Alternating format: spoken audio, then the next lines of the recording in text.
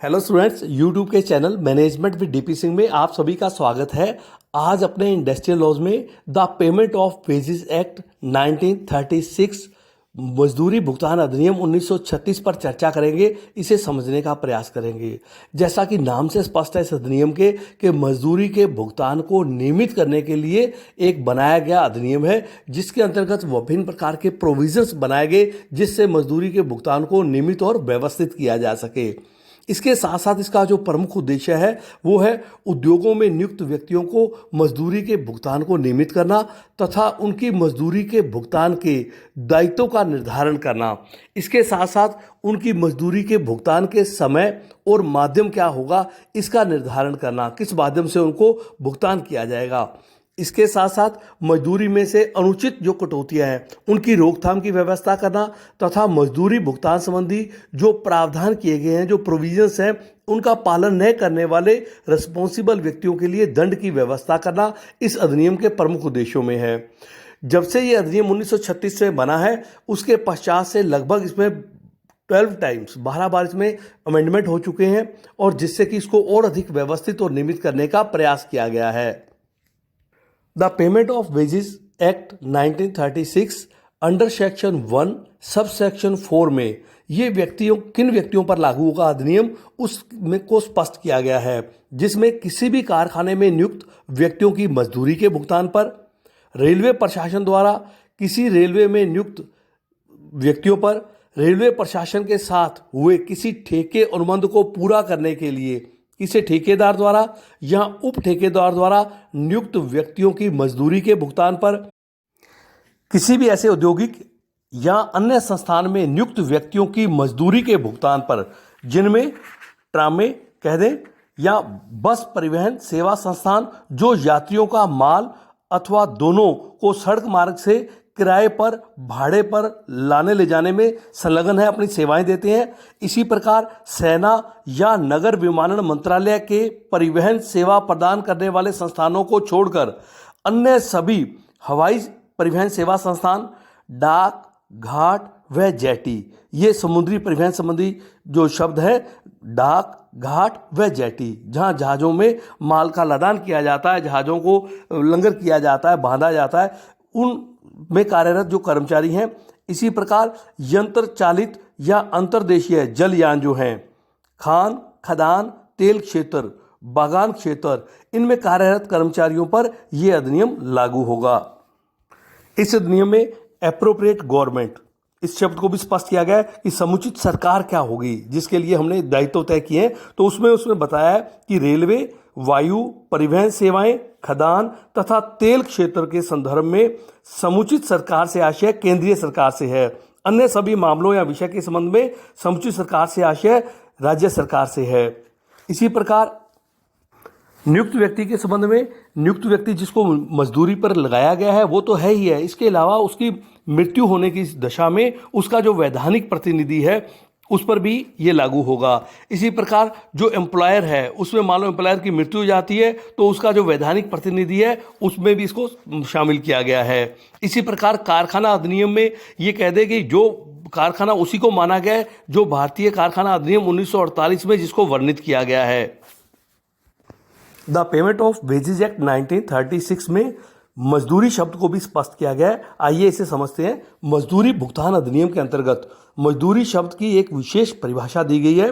Under section 2 sub section 4 के अनुसार मजदूरी से आशय उस समस्त पारिश्रमिक से है, चाहे वह वेतन, भत्ते या अन्य किसी रूप में हो, जिसे मुद्रा में व्यक्त किया गया है अथवा जिसे मुद्रा में व्यक्त किया जा सकता है, जो किसी नियोजित व्यक्ति मतलब एम्प्लॉयर को अपने रोजगार की स्पष्ट अथवा गर्भित शर्तों की पूर्ति करने पर उसके नियोजन के लिए अथवा उसके नियोजन में किए गए कार्य के लिए उस व्यक्ति विशेष को देय होता है, उसे मजदूरी माना गया है।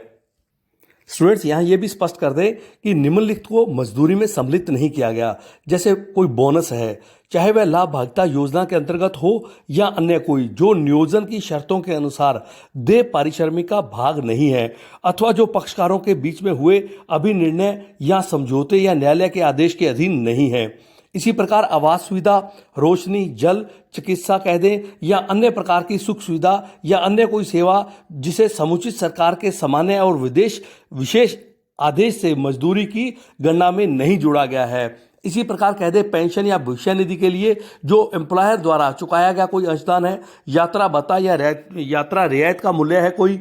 इसी प्रकार ये कह दे कोई विशेष व्ययों को चुकाने के लिए दी गई राशि है या सेवा समाप्ति पर जो ग्रेच्युटी का भुगतान है, तो ये उसके अंतर्गत सम्मिलित नहीं होगा मजदूरी में।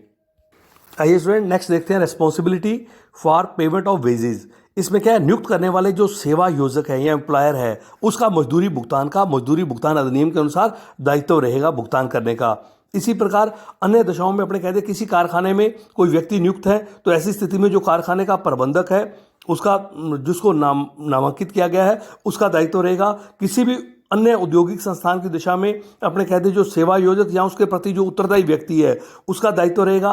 रेलवे में नियुक्त व्यक्तियों की दिशा में यदि रेलवे प्रशासन सेवा योजक है या रेलवे प्रशासन से संबंधित कोई स्थानीय व्यक्ति है या कोई स्थानीय बॉडी है तो मजदूरी भुगतान हेतु या किसी व्यक्ति को नामांकित किया गया तो वह उत्तरदायी होगा। इसी प्रकार ठेके द्वारा नियुक्त व्यक्तियों की दशा में ठेकेदार द्वारा मनोनीत कोई व्यक्ति है उसका यह दायित्व रहेगा मजदूरी भुगतान का। इसी प्रकार अन्य किसी दिशा में सेवा योजक या उसका प्रतिनिधि मजदूरी भुगतान के लिए उत्तरदायी होगा।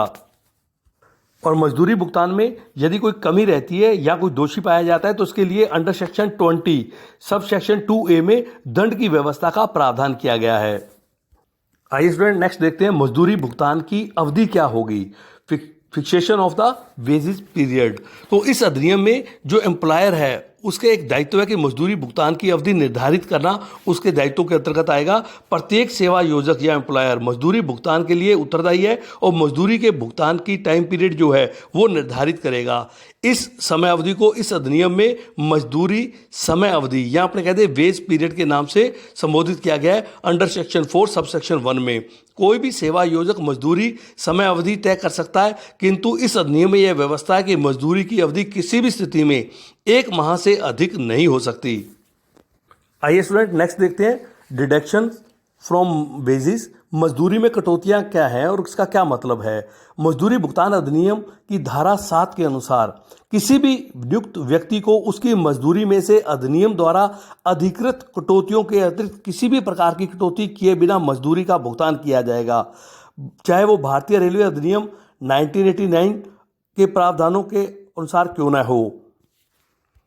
स्टूडेंट यहाँ अंडर सेक्शन 7 में सेवा योजक या ये कहते हैं एम्प्लॉयर द्वारा नियोजित व्यक्ति की मजदूरी में से की गई अधिकृत कटौती अथवा नियोजित व्यक्ति द्वारा सेवा योजक को किया गया प्रत्येक भुगतान अथवा दोनों ही मजदूरी में कटौती योग्य माना गया है।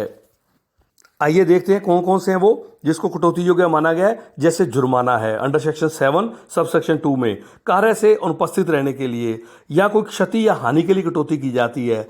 आवास सुविधा के लिए कोई कटौती की जाती है। सुविधाओं या अपने कहते सेवाओं के लिए कोई कटौती की गई है जिसकी उसके साथ मुझे सहमति हुई है। इसी प्रकार अग्रिम भुगतान के लिए कोई कटौती की गई है। ऋणों की वसूली के लिए कोई कटौती की गई है।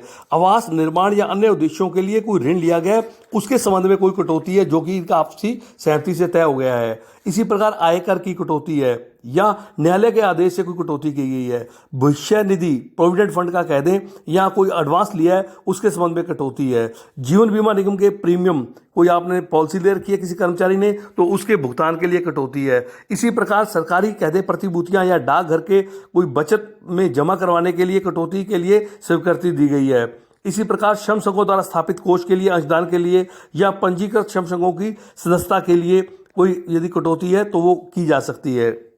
इसी प्रकार प्रधानमंत्री राष्ट्रीय सहायता कोष या अन्य कोष में अंशदान के लिए कटौती की जा सकती है।